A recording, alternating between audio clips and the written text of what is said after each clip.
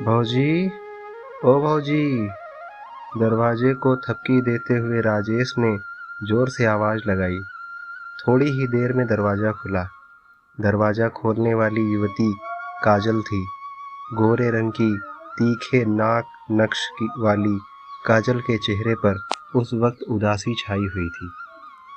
दरवाजा खोलकर उसने राजेश पर उचटती सी नजर डाली और धीरे से पूछा, क्या चाहिए?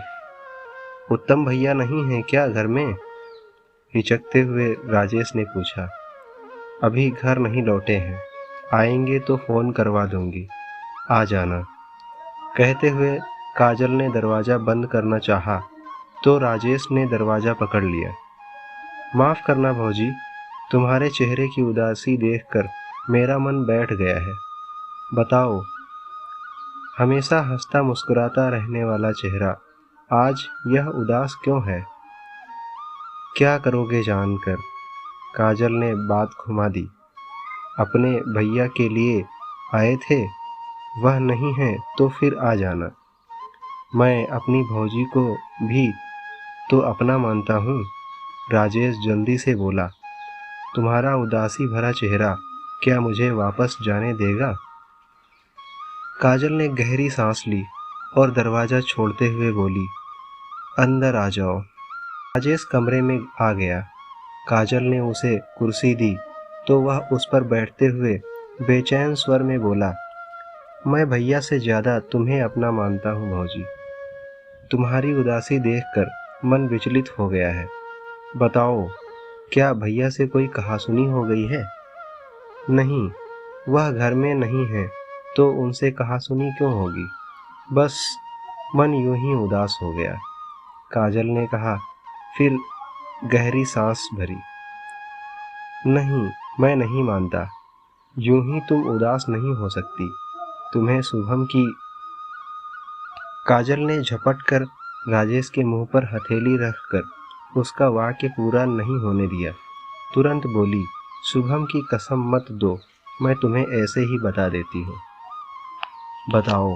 राजेश ने उसका हाथ अपने मुंह से हटाकर उसकी आंखों में झांका। मेरी उदासी का सबब तुम्हारे भैया ही है।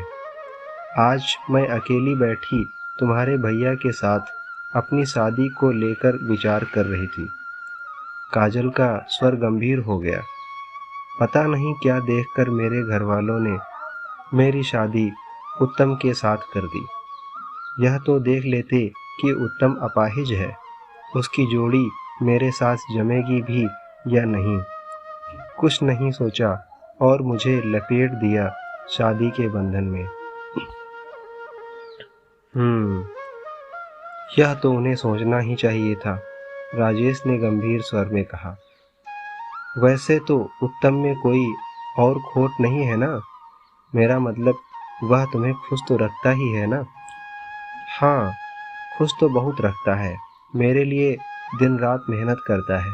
और वैसे भी अब हमारी शादी को 9-10 साल हो गए हैं। शुभम भी 8 साल का हो गया है। अब उत्तम के एक खोट को लेकर क्या गिला शिकवा करूंगी? तब उदास क्यों हो गई? देवर जी, हम एक साथ बाजार हाट को जाते हैं तो मुझे उनके साथ जाने में हिचक होती है। सोचती हूँ देखने वाले क्या सोचते होंगे। कहाँ मैं इतनी सुंदर और कहाँ वो अपाहिज मेरे साथ लंगड़ा कर चलता हुआ। मुझे तब अपने आप पर कोफ्त सी महसूस होने लगती है और मैं उदास हो जाती हूँ। काजल ने कहने के बाद गहरी सांस भरी। मत सोचा करो ऐसा। अब जो नसीब में था वह तो हो गया। अब तुम्हें उत्तम भैया के साथ ही निभाकर चलना होगा। चल तो रही हूँ राजेश, लेकिन तुम ही बताओ, क्या घर वालों ने मेरे साथ नाइंसाफी नहीं की है? क्या वह मेरे लिए तुम्हारे जैसा सुंदर सजीला युवक नहीं तलाश सकते थे? काजल की इस बात पर राजेश के दिल में अजीब सी हलचल हुई। उसने काजल को गहरी नजरों से देखा। नजरें आपस में मिली तो काजल ने तुरंत नजरें झुका ली। अपनी बात का अर्थ जानकर वह लजा गई थी। राजेश के होंठ मुस्कुरा दिए। काजल बात को दूसरी दिशा में मोड़ने के लिए बोली, बैठो, मैं तुम्हारे लिए चाय बनाकर लाती हूँ। रहने दो भौजी, चाय फिर किसी दिन पी लूँगा। राजेश जल्दी से बोला, भैया आए तो कहना मैं आया था, कुछ काम था, मुझे बुलवा लेंगे। कहने को के साथ राजेश तेजी से दरवाजे की ओर बढ़ गया। उसने कनखियों से देखा। काजल उसे हसरत भरी नजरों से देख रही थी। उत्तम मंडल के पिता का नाम गुलाय मंडल था। गुलाय मंडल वार्ड नंबर 13 दूसर तायकापट्टी जिला पूर्णिया बिहार का निवासी था। उसके घर में जब उत्तम का जन्म हुआ तो वह जन्म से ही विकलांग था। उसके जन्म से गुलाय और उसकी पत्नी को खुशी की जगह दुख हुआ। गुलाय इस चिंता में पड़ गया कि उत्तम का भविष्य का क्या होगा, उसकी शादी कैसे होगी। लेकिन जब उत्तम जवान हुआ तो गुलाय की सोच से परे एक अच्छा रिश्ता उत्तम के लिए आ गया। काजल जैसी सुंदर लड़की से उत्तम का विवाह हो गया। खूबसूरत पत्नी पाकर विकलांग उत्तम अपने भाग्य पर इतरा उठा। उसने काजल को खुश रखने के लिए अपने बूते जी तोड़ मेहनत की। घर के आंगन में साल भर बाद एक बेटा आ गया तो उत्तम की खुशी का और छोर नहीं रहा। वह खुशी से झूम उठा। काजल अब तक उत्तम को अपना भाग्य मानकर उसके साथ रहना सीख गई थी। बेटे को जन्म देकर वह उसी में अपनी खुशी तलाश करती हुई उसकी परवरिश में लग गई।